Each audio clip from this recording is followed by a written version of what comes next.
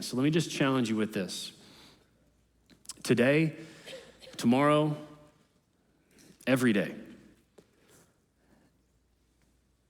in God's power, wrestle to the ground whatever is left of your selfish, prideful self.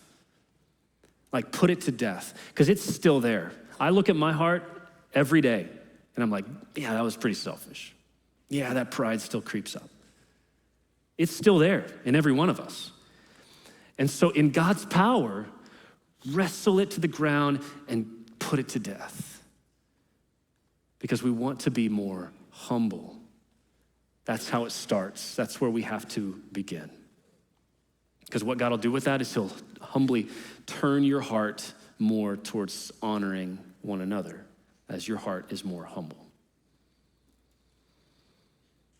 So honor starts with humility. The second point today flows naturally out of that one. Because here's what happens whenever we say things like I just said. There's a common pushback. There's this feeling that comes up. I feel it. I know it's there. Okay, so you're telling me this call to be humble. All right, I need to step back, step aside. I need to push people forward, all this. But won't that make me a doormat? Like, that means people are just gonna run over me, take advantage of me. That's right. So you tell me that's what I need to be now? Now, will you get hurt at times? Yes. Will you get taken advantage of at times? Yes.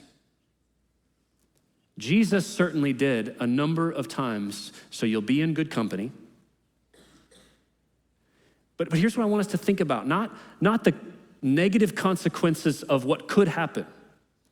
Think differently about this idea, because the way God's word talks about honoring others is it's actually the best way to lead someone else. Honor leads through value. Like, honor that we're talking about here is actually the way to lead as you value others. This gets to that definition talking about worth and cost, right? There's a respect given to someone because you see their worth. Let me just remind you of one of our values as a church. It's the value of compelling love. It's how we phrased it here. We demonstrate the love of Jesus by respecting the dignity of every person, sacrificing for our neighbors, and cultivating unity with our faith family. In other words, Jesus has loved us in this way, so we turn around and love others in this way. It's simple.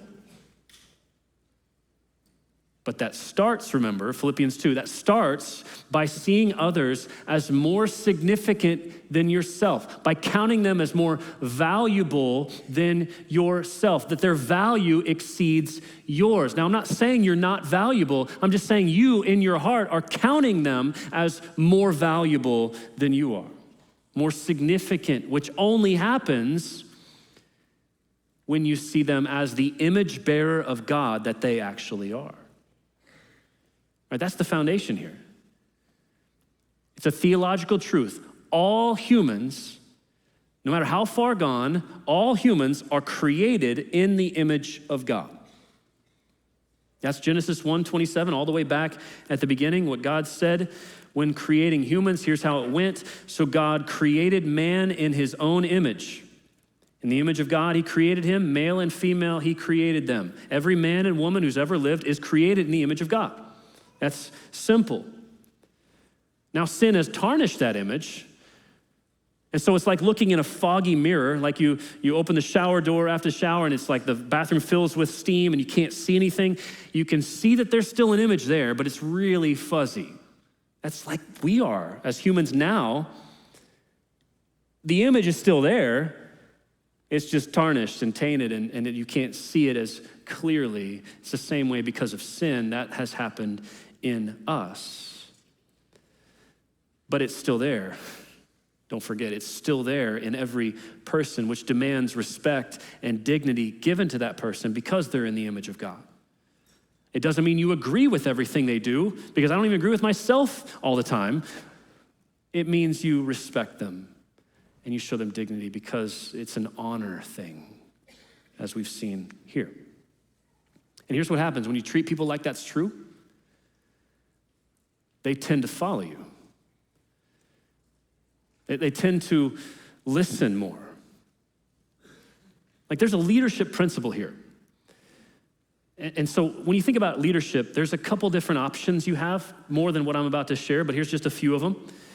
How do you lead people? Well, you could lead people out of fear, get them to fear you, and they'll follow you for a while, but the culture will be terrible, and eventually that team will want to quit. So it works in one way.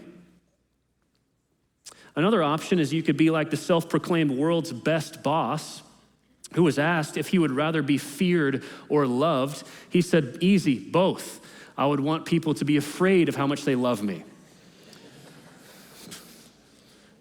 Maybe not best practice there, but in reality, the best way to lead people is to value them, to honor them, like we see in Romans 12:10. To respect people, to treat them as the image bearer of God that they are.